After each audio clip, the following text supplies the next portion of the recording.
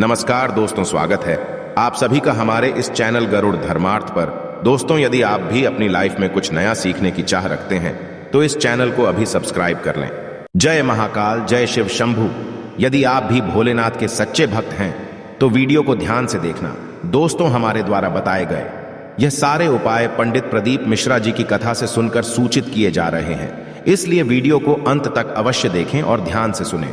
आप सभी लोग जानते हैं कि 24 अगस्त 2023 को है श्रावण माह की अंतिम अष्टमी तिथि। दोस्तों, श्रावण माह की जो अष्टमी तिथि होती है इसका बहुत ही बड़ा और खास महत्व होता है, और जब श्रावण की अष्टमी तिथि पर जाए, वो भी अंतिम अष्टमी तिथि, तो आप समझ जाओ कि ये आपके पास आखिरी मौका है अपने जीवन में बहुत कुछ बदलाव करने का, मतलब भगवान भोलेनाथ का आशीर्वाद प्राप्त करने का और कुछ खास उपायों को करने का। तो दोस्तों, आप लोग इस श्रावण की अंतिम अष्टमी तिथि को कुछ ऐसे खास उपाय कर सकते हैं जिन उपायों को करने के पश्चात आपको भगवान शिव जी का आशीर्वाद प्राप्त होगा। तो दोस्तों, आज की इस वीडियो में हम सबसे पहले बात करते हैं उस उपाय के बारे में जो कि आपको करना ही करना है, चाहे कुछ हो जाए। इस श्रावण के अंतिम अष्टमी तिथि के दिन, यानी आज के दिन, दोस्तों, पहला जो उपाय है यह है कनेर के पुष्प वाला उपाय।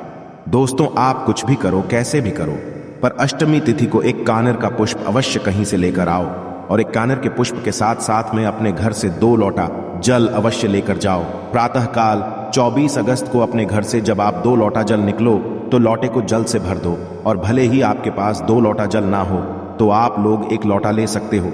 एक दूसरा पात्र आप लोग उसी लोटे के ऊपर एक रख सकते हो, चाहे वह एक कटोरी ही क्यों ना हो, पर 2 पात्रों में आपको जल लेकर अवश्य जाना है। आखिरी आप लोगों के पास अष्टमी तिथि का यह मौका है, तो 2 लोटा जल या 2 पात्रों में जल एक के आपको घर से रखकर निकलना है। भगवान भोलेनाथ के मंदिर की चौखट पर जैसे ही चढ़ो तो उस समय पर आपके दोनों हाथों में एक पात्र होना चाहिए जल का। फिर मंदिर के अंदर प्रवेश करो। मंदिर के अंदर प्रवेश करने के पश्चात अपने इन दोनों पत्रों से दोनों हाथों से एक साथ एक धारा से भगवान भोलेनाथ पर जल चढ़ाना। वो जल चढ़ाने के पश्चात फिर अपना वह कनेर का पुष्प भगवान शिव जी पर चढ़ाना। अब आप लोग ये कहते हो कि भाई, कनेर का पुष्प होता है तो पीले कलर का कोई भी फूल हम भगवान भोलेनाथ को चढ़ा देंगे, क्योंकि पीले कलर का तो गेंदे का भी फूल होता है। पर दोस्तों, कनेर के पुष्प को भगवान शिव जी पर चढ़ाने का एक अलग महत्व होता है, इसलिए कनेर का पुष्प आप लोगों को इस दिन अवश्य चढ़ाना है। ऐसा नहीं है कि आप और दूसरे फूल नहीं चढ़ा सकते हो और दूसरे फूल भी चढ़ा सकते हो, पर कनेर का पुष्प जब आप लोग इस श्रावण की अंतिम अष्टमी तिथि के दिन चढ़ाओगे तो निश्चित ही भगवान भोलेनाथ आपसे बहुत जल्दी प्रसन्न होंगे। उसके पश्चात में दोस्तों बात करते हैं अगले उपाय के बारे में, जो कि आपकी मनोकामना पूर्ति का उपाय है। दोस्तों, श्रावण की अष्टमी तिथि है तो आपको करना क्या है कि एक बेलपत्री लेना है। कितनी? मात्र एक बेलपत्री लेना है जिसके डंडी में हो।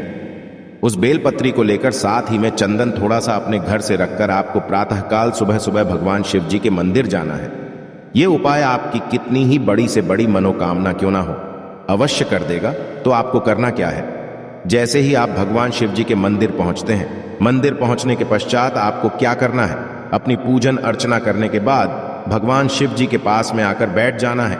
बैठने के पश्चात दोस्तों क्या करना है, ये जो उपाय है ये बेल पटरी पर 108 बिंदी वाला उपाय है, जिससे आपकी किसी भी प्रकार की जो मनोकामना होती है वो पूर्ण होती है। तो करना क्या है, उपाय को आप बहुत ही ध्यान से, और ठीक है तो देखिए, सबसे पहली चीज जो आप अपने साथ में बेलपत्री लेकर आए हैं, इस बेलपत्री की डंडी होगी। उस बेलपत्री की डंडी में आखिरी में एक छोटा, मतलब मोटा मोटा सा भाग होगा, जिसे आप लोग बेलपत्री का गुट कहते हो या टूट कहते हो।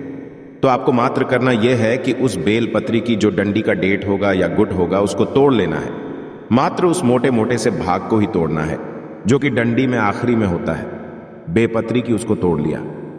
आप लोगों ने इसको तोड़ने के पश्चात आप अपने जो पीला चंदन लेकर आए हो ना, उस पीले चंदन में थोड़ा सा मिलाकर, पानी मिलाकर उसको घोल लो। उसके पश्चात में इस दूध को उसी चंदन के अंदर पूरी में, मतलब मिला लो। जैसे ही आप लोग चंदन के अंदर इस दूध को डालोगे तो ये पूरा चंदन में लग जाएगा। अब इसी दूध से आपको क्या करना है, एक बार ही दूध को आपको, मतलब यहां पर चंदन में भिगो लेना है। उसके पश्चात इसी दूध आपको करना है अपनी इस बेल पत्री पर बिंदियां लगानी है। कितनी बिंदियां लगानी है? 108 बिंदियां लगानी है। और जब आप यह 108 बिंदियां इन बेलपत्री पर लगा रहे होंगे तो आपको स्त्री शिवाय नमस्तु बोलना है। इसमें मात्र एक ही बेलपत्री का उपयोग होगा और एक ही का उपयोग होगा, और को आप बार बार चंदन में भिगोकर बिंदियां लगा सकते हैं, कोई दिक्कत नहीं है, ठीक है। और जो बेलपत्री की तीनों पत्तियां होंगी ना, उन तीनों पत्तियों को मिलाकर 108 बिंदियां लगानी है, ठीक है। ऐसा नहीं कि एक पत्ती पर 108 बिंदी लगानी है, तीनों पत्तियों पर 108 बिंदियां कुल मिलाकर लगानी है। और यदि एक बिंदी के ऊपर एक बिंदी और लग भी जाती है, मतलब एक के ऊपर एक बिंदी सी लग जाती है, तो कोई दिक्कत नहीं है, क्योंकि बेलपत्री में शायद आपको फिर जगह की कमी पड़ जाए तो कोई दिक्कत नहीं है। पर आपको कुल मिलाकर 108 बिंदियां किसी भी तरीके से उन बेलपत्री तीनों पत्तियों पर जो है अवश्य लगाना है। श्री शिवाय नमस्ते जैसे ही आपकी पूरी 108 बिंदियां लग जाए, उसके पश्चात आपको दूध को तो साइड में रख देना है। इस बेलपत्र को आपको आंखें बंद करके श्री शिवाय नमस्ते अपनी मनोकामना को अपने मन में स्मरण कर भगवान भोलेनाथ से बोलते हुए आपको इसे समर्पित कर देना है। कहां पर? भगवान शिव जी की शिवलिंग के ऊपर समर्पित करने के पश्चात अपनी मनोकामना का वापस स्मरण कर लेना है। भगवान से प्रार्थना करके अपने घर आप लोग वापस आ जाना। ये बहुत उपाय है, आप करके अवश्य देखिएगा। उसके पश्चात में दोस्तों बात करते हैं अगले उपाय के बारे में, जो कि आपको श्रावण के अंतिम अष्टमी तिथि के दिन करना है। इस उपाय को करने से होगा यह कि यदि आपके जीवन में आपको ऐसा मतलब होता है, सोचते हो आप लोग कि आपके जीवन में बहुत ज्यादा दुख और कष्ट चल रहा है और आप लोग परेशानी में जी रहे हो, ना आप अपने जीवन से बहुत परेशान हो, तो दोस्तों अपने जीवन में दुख और तकलीफ चल रही है, तो आप ये वाला उपाय इस श्रावण की मतलब अष्टमी तिथि के दिन अवश्य करके देखो। एक बार करके देखो, आप खुद ब खुद देखोगे कि हाँ, हमें उपाय मिल रहा है। इस उपाय में आपको आवश्यकता होगी 5 बेलपत्री की। कितनी बेलपत्री की? 5 बेलपत्री की। उसके साथ में दोस्तों एक पात्र में आपको दूध भरना है, एक पात्र में आपको जल भरना है, मतलब एक लोटे में जल और किसी गिलास में या लसिया में दूध भर लेना है, वो भी शुद्ध देसी गाय का दूध। किसका? शुद्ध देसी गाय का दूध आपको भर लेना है। उसके पश्चात में दोस्तों करना क्या है? आपको पहुंचना है प्रातःकाल सुबह सुबह भगवान शिव जी के मंदिर में। अब जैसे ही आप लोग भगवान शिव जी के मंदिर में पहुंचेंगे ना, तो आपको क्या करना है, वो आप ध्यान से सबसे पहली चीज आप जाकर भगवान शिव जी की शिवलिंग के ऊपर ये 5 बेलपत्तियों को एक साथ जमा कर, मतलब अपने हाथ में एक साथ जमा कर इनको भगवान शिव जी पर आप समर्पित कर देंगे। बेलपत्री को एक साथ ही समर्पित करना है, एक एक करके नहीं चढ़ाना है। 5 बेलपत्रों को एक साथ भगवान शिव जी पर चढ़ा देना है। फिर 5 बेलपत्री को चढ़ाने के पश्चात एक हाथ में तो आपको दूध पकड़ना है, दूध का पात्र, एक हाथ में आपको जल का पात्र पकड़ना है। दोनों पत्रों को एक दूसरे के आमने सामने करना है शिवलिंग के ऊपर, और दोनों पात्रों से साथ जल गिराना है, एक साथ गिराना है। मतलब जैसे ही आप लोग जल की धारा शुरू करें, वैसे ही आप लोग दूध की धारा शुरू कर दें। एक साथ दूध और जल की धारा के साथ आपको जो है मतलब शिवलिंग के ऊपर इसे समर्पित करना है। जैसे ही आपको दूध और जल एक साथ समर्पित हो जाए, भगवान से प्रार्थना कर लेना, आपके जीवन में जो दुख का और तकलीफ चल रही है उसका भगवान से स्मरण कर लेना और भगवान से प्रार्थना कर लेना कि वो जो दुख तकलीफ है आपके जीवन चल रही है, भगवान उनसे आपको जो है मतलब निजात दिला दे, आपको उनसे छुटकारा दिला दे। निश्चित ही भगवान भोलेनाथ की कृपा आप पर होगी और वो आपको इन सभी चीजों से छुटकारा दिलाएंगे। उसके पश्चात में दोस्तों इस श्रावण की अंतिम अष्टमी तिथि का अब हम आपको एक ऐसा खास उपाय बता रहे हैं, जिस उपाय को आपको विषम परिस्थिति में करना है। सबसे पहले आप ये समझ लो कि विषम परिस्थिति क्या होती है। देखिए, आपका कोई काम है कि कोई मनोकामना है या आपका कोई अटका हुआ रुका हुआ काम है जिसके लिए आपने सभी कोशिश कर लिए हैं, आपने उपाय कर लिए, व्रत करके देख लिया और अपनी तरफ से पूरे कोशिश करके देख लिए, लोगों से बोल लिया, सब करके देख लिया, आप हार चुके हैं। यह होती है विषम परिस्थिति, जब आप किसी काम के लिए पूर्ण कोशिश कर चुके और उसके पश्चात भी वह आपका काम ना हो, तो उस स्थान पर इस उपाय को आपको इस श्रावण की अंतिम अष्टमी तिथि के दिन करना है। यह विषम परिस्थिति का उपाय है, तभी उपाय का करेगा।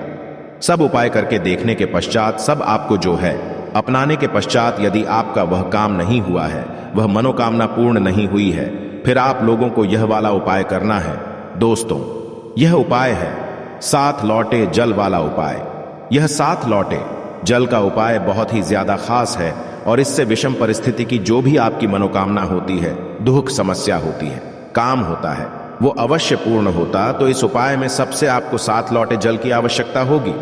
तो ऐसे घबराने की बात नहीं है। 7 लोटा जल आपको नहीं भरना है। दरअसल एक बाल्टी में किसी पात्र में आपको एक साथ जल भर के अपने घर से लेकर जाना है, जिसके अंदर 7 लोटा जल बन जाए, और अपने साथ एक खाली लोटा लेकर जाना है और भगवान शिव जी के मंदिर आपको पहुंच जाना है।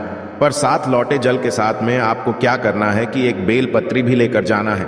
मात्र एक बेलपत्री लेकर जाना है और ये साथ लौटेगा जो जल होगा कि आपको किसी भी पात्र में या बाल्टी में भर के लेकर जाना है। भगवान भोलेनाथ के मंदिर में प्रातःकाल सुबह सुबह भगवान शिव जी के मंदिर में आप पहुंच गए।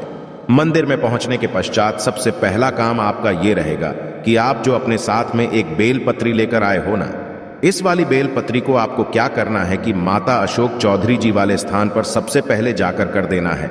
अब माता अशोक चुनरी का जो स्थान होगा वो जलाधारी के बिल्कुल बीचों बीच होगा। मतलब जलाधारी होती है, वहां पर बिल्कुल बीचों बीच उस स्थान पर सबसे पहली बेलपत्र आपको वहां पर समर्पित करनी है। एक ही बेलपत्र सुबह में उपयोग होगी, इससे ज्यादा नहीं होगी। तो जब आप हैं बेलपत्र को माता अशोक सुंदर जी वाले स्थान पर समर्पित करें तो इस बेलपत्री की डंडी का मुख्य जलाधारी की तरफ करके रखना है। जहां से जल बहता है गिरता है, ठीक है, उस तरफ करके आपने समर्पित कर दिया। अब समर्पित करने के पश्चात क्या करना है कि इसी बेलपत्र को कुछ सेकंड पश्चात, जैसे कि 10 या 20 सेकंड जवान आपको वापस से उठाना है। कहां से? माता अशोक सुंदर जी वाले स्थान से, और इससे समर्पित कर देना है। आप लोगों को अब कहां पर? शिवलिंग के ऊपर, शिव जी के ऊपर एक ही बेलपत्र रहेगी, जिसको आपको पहले माता अशोक सुंदरी वाले स्थान पर समर्पित करना है। फिर दूसरी बारी में भगवान शिव जी के ऊपर समर्पित पर जब शिवलिंग के ऊपर समर करोगे तो बीच वाली बड़ी पत्ती का मुख्य आपकी तरफ होना चाहिए और जो डंडी का मुख है वह पीछे की तरफ होना चाहिए।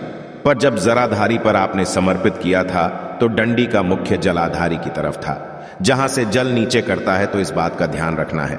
शिवलिंग पर समर्पित करो तो बीच वाली बड़ी पत्ती का मुख आपकी तरफ होना चाहिए। उसके पश्चात में क्या करना है? अपना वहां 7 लोटा जल निकाल लेना है। यह पात्र जिसके अंदर आपने 7 लोटा जल भरा हुआ है, करना क्या है? शिवलिंग के ऊपर वह बेलपत्री को चढ़े रहने देना है। अब आपने उसी बाल्टी में से आपको एक लोटा जल भरना, भगवान शिव जी पर एक धारा से धीरे धीरे करके खड़े होकर चढ़ा देना है। कैसे खड़े होकर? एक लोटा जल चढ़ा दिया, 2 लोटा चढ़ा दो, 3 लोटा चढ़ा दो, 5 4 5 6 7, ऐसे इस तरीके से आप लोग एक एक करके 7 लोटा जल धीरे धीरे करके एक धारा से भगवान पर चढ़ा दो। 7वां लोटा जल जैसे ही आपसे चढ़ जाए उसके पश्चात भगवान से कुछ प्रार्थना करना, जिसका कामना के लिए, जो आपकी विषम परिस्थिति है उसके लिए कामना करना, मनोकामना करना, अपना वह काम बोलना। उसके पश्चात में जो आपने भगवान शिव जी पर दूसरी बारी में बेलपत्र चढ़ाई थी ना, इस बेलपत्री को उठा लो। उठा भगवान से प्रार्थना करके अपने घर ले आना। घर लाने के पश्चात इस बेलपत्री को आप किसी भी शुद्ध वाले स्थान पर रख दो, जहां पर आपके जी विराजित हो या जहां पर आपके घर में शुद्ध स्थान हो, है ना, वहां पर इस बेलपत्री को अपने घर में रख दो। कितने दिनों तक रखना है? आपके पास 2 ऑप्शन है, या तो 11 दिन रख लो या तो 21 दिन रख लो। कोई भी रख सकते हो, 11 दिन भी रख सकते हो, 21 दिन भी रख सकते हो। ठीक है, तो इस बेलपत्री को अपने घर में आप 11 दिन रखो या 21 दिन रखो। 11 या 21 दिन अपने घर में रखने के पश्चात आपको इस बेलपत्री का विसर्जन करना है। अब विसर्जन किस जगह पर करना है? किसी भी बहते हुए जल में। जो जल बह रहा हो, रुका नहीं हो, तालाब में नहीं करना है, सरोवर में नहीं करना है। जो जल बह रहा हो, जल रहा हो, बिल्कुल बह रहा हो, उस बहते हुए जल में, मतलब नदी ही बहती है ज्यादातर, तो आपको उस बहते हुए जल में इस बेलपत्री को अपनी मनोकामना को करते हुए विसर्जित करना है, जिसका कामना के लिए आप यह उपाय किया है। जब आप इस बेलपत्री को विसर्जित करें तो यहां पर यह मुख्य भाग आता है उपाय, क्योंकि आपको अपनी मनोकामना खास रूप से उस समय अवश्य बोलनी है। उसके पश्चात में दोस्तों, इस श्रावण की अंतिम अष्टमी तिथि का एक आखिरी उपाय और है जो कि आप लोग अवश्य कर सकते हैं। ये भी आपकी पूर्ति का है, जो कि है 108 सामग्रियों वाला। इस सामग्री में होता यह है कि 108 कोई भी ऐसी सामग्री आपको लेना होता है जो भगवान भोलेनाथ पर समर्पित होती है, जैसे कि चावल के दाने या हरे मूंग के दाने या बेलपत्र, सफेद फूल या गुलाब की पंखुड़ियां या गुलाब के फूल। इस तरीके की जो भी सामग्री है जो भगवान भोलेनाथ पर होती है वो आप 108 मात्रा में ले आओ। सबसे आसानी से मिलने वाली जो चीज है वो है चावल के दाने या हरे मूंग के दाने, जो कि आपको आपके घर पे आसानी से मिल जाते हैं। ठीक है, पर यह चावल के दाने जो आप लोग लेते हो ना, इनमें से एक भी दाना टूटा हुआ नहीं होना चाहिए। जो आप 108 दाने इस उपाय में कर हो, तो 108 चावल के दाने अपने घर से गिनकर लेकर जाना, या जो आप सामग्री लेकर जा रहे हो वो 108 बिल्कुल अच्छे तरीके से गिनकर लेकर जाना। भगवान शिव जी के मंदिर सुबह या शाम जब आपका मन करे जब पहुंचना। उसके पश्चात ये करना क्या है, यह 108 सामग्री एक साथ भी आप भगवान शिव जी पर चढ़ा सकते हो। पर यदि इस सामग्री को चढ़ाने का आपको खास फल चाहिए, अच्छा फल चाहिए, तो आप एक एक करके यह सामग्री शिव जी पर श्री शिवाय नमस्ते बोलकर चढ़ाओ। हर सामग्री को चढ़ाने के पश्चात श्री शिवाय नमस्ते जैसे कि 108 चावल के दाने आप लोग चढ़ा देते हो। हर चावल के दाने चढ़ाने के पश्चात आप शिवाय नमस्ते बोलना है। और जो आखिरी वाला चावल का दाना होगा या आखिरी वाली जो आपकी सामग्री होगी, उस सामग्री को चढ़ाने के पश्चात उस सामग्री को चढ़ाते समय आपको भगवान से अपनी मनोकामना भूलनी है, जिसके लिए आप यह उपाय कर रहे हैं। तो यह कुछ खास उपाय थे जो कि आपको इस श्रावण के अंतिम अष्टमी तिथि के दिन अवश्य करना है।